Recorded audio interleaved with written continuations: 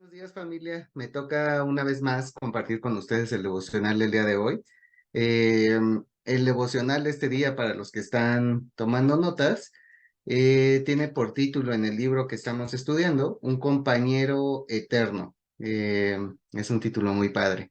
Quiero leer con ustedes, antes de empezar, un pasaje que está en Hechos 16, en el libro de Hechos, capítulo 16. Eh, y les voy a dar un poco de contexto. Antes de los versículos que les voy a leer, eh, Pablo y Silas habían estado compartiendo la palabra y se encuentran a una muchacha que tenía un espíritu de adivinación, dice la palabra. Y esto lo explotaban los dueños ella era una esclava de unas personas y lo explotaban para ganar dinero. Lo utilizaban como si fuera un circo y para ganar dinero de ella. No me quiero enfocar en esa historia ni en lo que pasó después en la cárcel, porque es una historia que de hecho vimos hace poco en el domingo. Eh, Voy a empezar a leer a partir del versículo 19. Al ver los dueños de la esclava que se les había esfumado el negocio, agarraron a Pablo y a Silas y los llevaron a las autoridades en la plaza principal de la ciudad. Cuando los presentaron ante las autoridades, les dijeron: estos judíos están alborotando nuestra ciudad, están enseñando costumbres que nosotros como ciudadanos romanos no podemos aceptar ni practicar.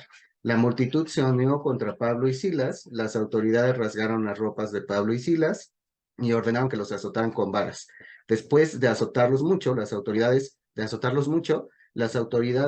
echaron a la cárcel y le dijeron al carcelero que los vigilara muy bien. Entonces, bueno, aquí estamos viendo la historia y me quiero enfocar al enojo de los gobernantes. Los gobernantes estaban enojados porque las autoridades estaban enojadas porque la denuncia hacia Pablo y Silas había sido: estos judíos están alborotando nuestra ciudad, están enseñando costumbres que nosotros como ciudadanos romanos no podemos aceptar ni practicar, ¿ok? Eh, quiero decirte que en este tiempo, un poquito de años antes, los mismos romanos, y contándote un poco de historia, porque aquí voy a hacer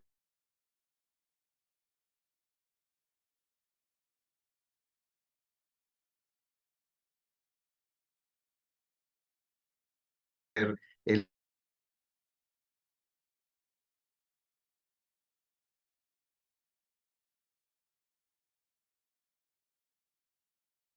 el día de hoy, eh, a los generales como si fueran gobernadores de cada una de hecho, les empezaron a poner nombre como principal, eh, diferentes nombres, rangos que tenía el gobierno romano.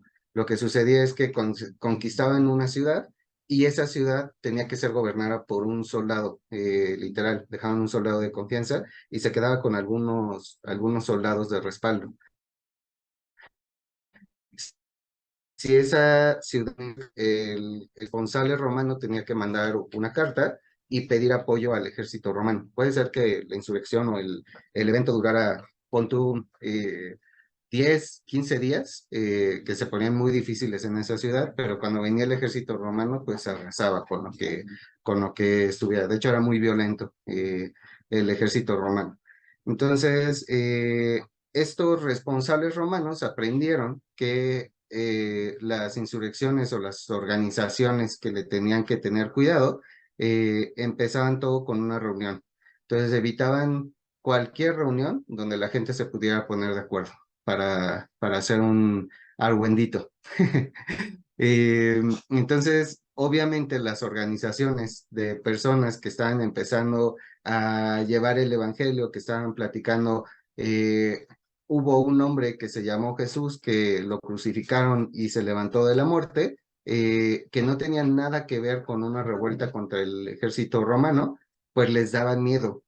Entonces les estaba contando. Estas insurrecciones que se daban, no es que tuvieran coraje a que se enseñara una religión. De hecho, después el ejército romano, como estrategia, adoptó una sola religión para que esa sola religión se enseñara en todos los lados que había ejército romano. El tema es que le tenían miedo a las organizaciones de personas. Ese era el problema que tenían. Y por eso perseguían a cualquier organización donde mucha gente se juntaba para platicar. Y se dieron cuenta que las organizaciones de personas que hablaban de Jesús eran imparables. No podían evitar que la gente se reuniera y que hablara de Jesús. Entonces, por eso como que le agarraron cierto recelo históricamente a las organizaciones de personas que hablaban de Jesús y por eso los perseguían literal. Entonces, dicho esto, explicándote el contexto histórico, era muy cierto que cualquier persona que iba de un lado a otro hablando de Jesús, ya existía un reporte y se hablaba de él como si fuera un criminal. Específicamente en el caso de Pablo, a Pablo lo tenían detectado y donde él se movía dentro del Imperio Romano, ya sabían que era un criminal que organizaba a la gente para platicar. Eh, Puede ser que coincidía que después parte de estas personas hacían una revuelta y eso se adjudicaba a Pablo. Había peligro real de muerte por compartir el evangelio. O sea, sí te podían matar por estar compartiendo el evangelio, por el hecho de estar organizando a a las personas, hacer una revuelta. En este punto, esta parte que estamos leyendo, ese no fue el problema, ¿ok? Estamos hablando de un momento distinto, de un problema diferente. El problema acá es que se quejaron contra Pablo y Silas por estar enseñando costumbres y prácticas que como ciudadanos no podían aceptar. Era por las costumbres y las prácticas y los azotaron y los metieron a la cárcel. Yo quiero leerte el versículo que estamos tomando como inspiración en el libro que estamos leyendo para estos devocionales, parte de la gran comisión y enséñeles a obedecer todo lo que yo los he mandado. Tengan presentes que yo estaré con ustedes todos los días hasta el fin del mundo. Aquí hay una promesa de Jesús donde Él nos dice que Él va a estar presente eh, y va a estar con nosotros todos los días hasta el final del mundo. Eh, y eso le da título a a nuestro estudio de hoy. Te quiero leer un par de versículos más antes de desarrollar un poco más nuestra meditación. En Romanos 8:37 dice, Romanos 8:37, más bien en todo esto salimos más que victoriosos por medio de quien nos amó. En todas las pruebas que podamos tener haciendo discípulos, Dios nos ha hecho más que victoriosos por medio de Él mismo, de Jesús que nos amó.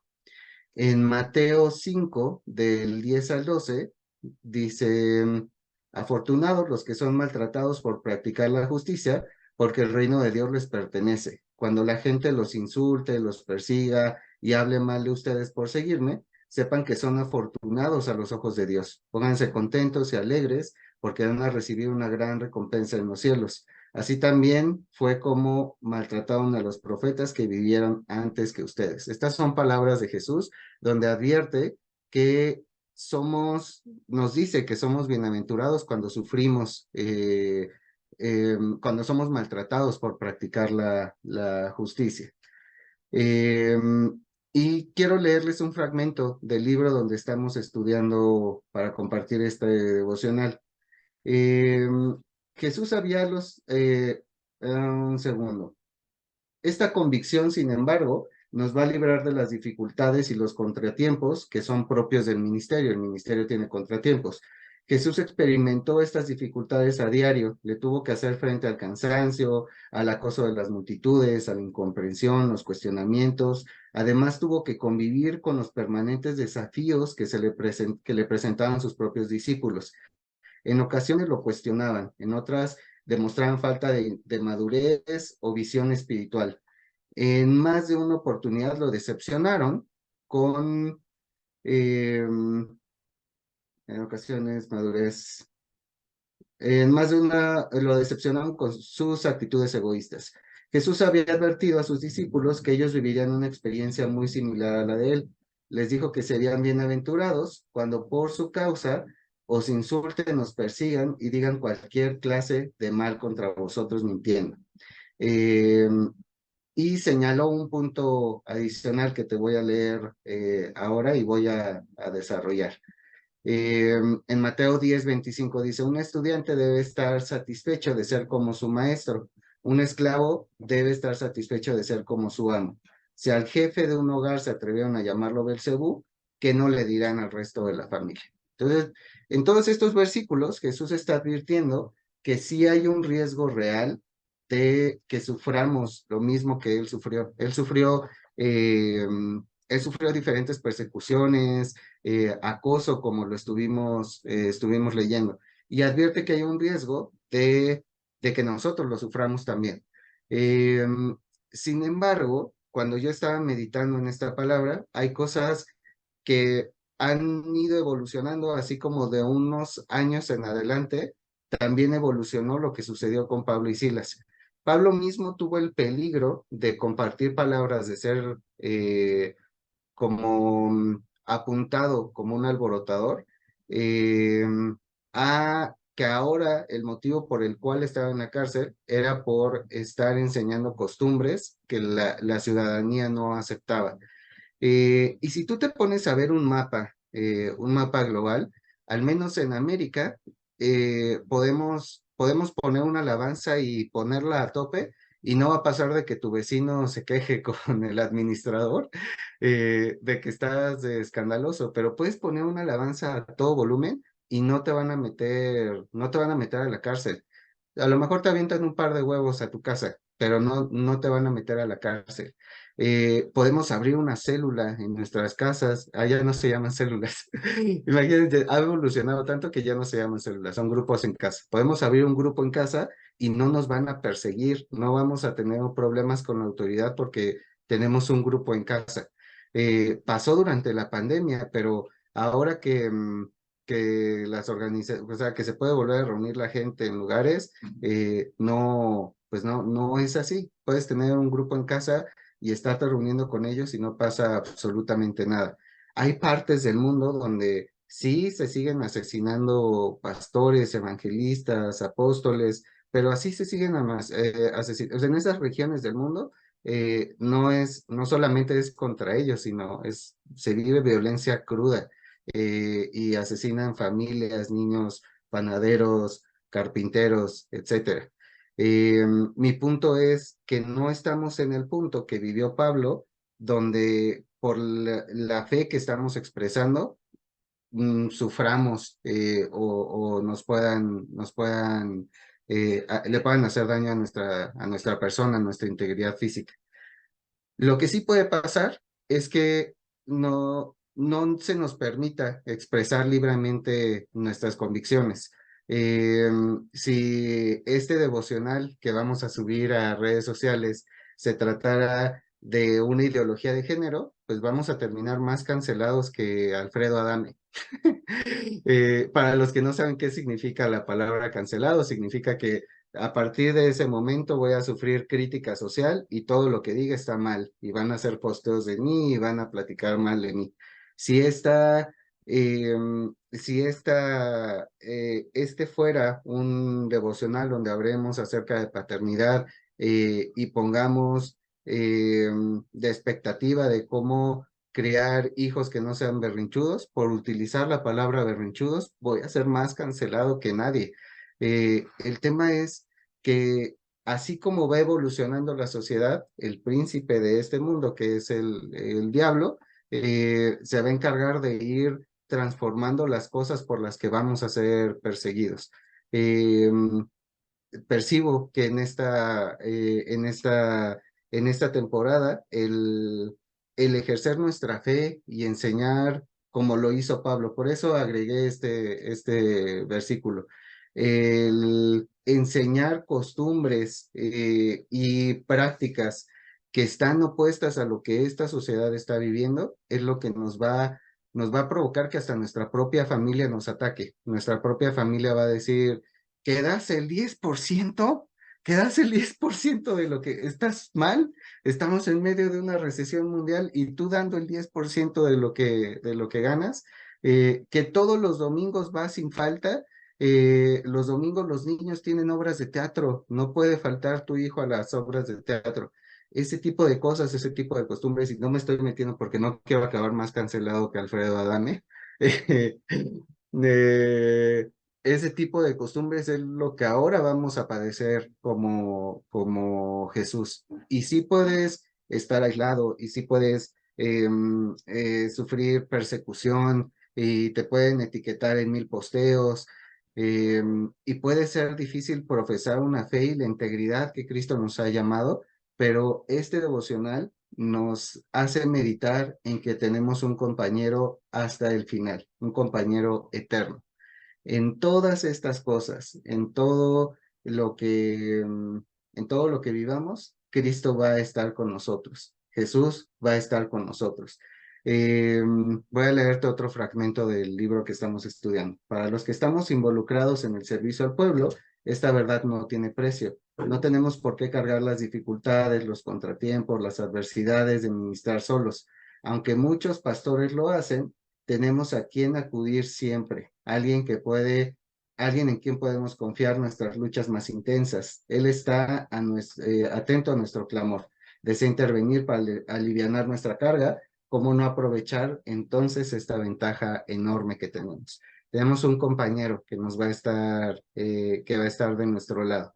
Entonces, si tú has entendido enseñarle a tus hijos, caminar con tu esposa en un tipo de integridad que no hace lógica en el tiempo que estamos viviendo, hablar con tu familia acerca de cómo valientemente podemos parecernos más a Cristo, y viene una persecución o viene amenaza, recuerda que Jesús está contigo.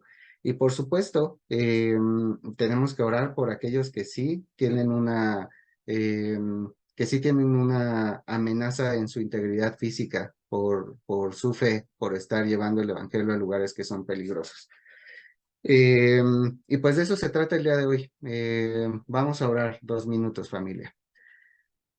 Padre, te doy tantas gracias. Gracias por este tiempo donde tú nos recuerdas que imitarte, que ser imitadores tuyos, que verte cara a cara y querernos parecer a ti en la forma que tú piensas, en la forma que tú haces las cosas, en la forma y los valores que tú tienes y que tú nos has enseñado, eh, vale la pena, y tiene el riesgo de eh, que podamos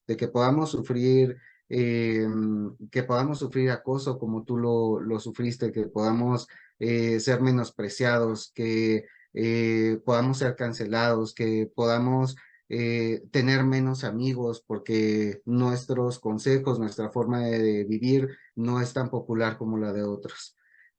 Pero hoy te pido, Padre, que siempre recuerdes a mi alma que tú estás conmigo, que en mi caminar como cristiano, en los pasos que estoy dando para parecerme más a ti, tú siempre me vas a acompañar, tú siempre vas a estar conmigo, y tus brazos van a estar listos para levantarme cuando yo pueda caer, para levantarme cuando me puedan hacer falta las fuerzas. Gracias, Padre, porque yo sé que en tu corazón está el motivarme todos los días. Hoy te pido por aquel que ha perdido la energía para estar compartiendo de ti. Hoy te pido por aquel que ha perdido la energía de hablarle a su familia de una forma correcta de vivir, de aquel que ya se cansó de señalar cuáles son los siguientes pasos que debe dar su familia. Hoy te pido que tu amor, que tu gracia, que tu infinito amor hacia nosotros nos ayude a seguir dando los pasos, a seguir enseñando a nuestros hijos, enseñando a nuestras generaciones cómo seguir conquistando. Hoy, Padre, te quiero pedir de una manera muy especial por todos aquellos que efectivamente sufren alguna persecución persecución física, y que que su vida está siendo amenazada, que están en la cárcel, que están amenazados de muerte por compartir el evangelio. Hoy rogamos por ti, rogamos a ti paz, Señor, paz en medio de todas aquellas regiones donde los pastores, los evangelistas, maestros están sufriendo persecución y amenaza física por estar llevando el evangelio a lugares peligrosos, por estar enseñando una fe distinta a la que se ha enseñado en esos lugares. Hoy te pido, Señor, que sobre todos aquellos que han entregado su vida, que murieron en la esperanza de que tú ibas a conquistar una región de este mundo donde tú nos has llamado a ser discípulos, traigas paz a su familia, que ellos desde tu gloria puedan ver la obra completa de lo que tú les motivaste a hacer, de lo que tú los llevaste a compartir. Gracias, Padre, por este día. Bendigo a mi familia, a mis hermanos, y te doy gracias porque tú eres ese compañero eterno en el cual siempre podemos confiar. En el nombre de Jesús. Amén.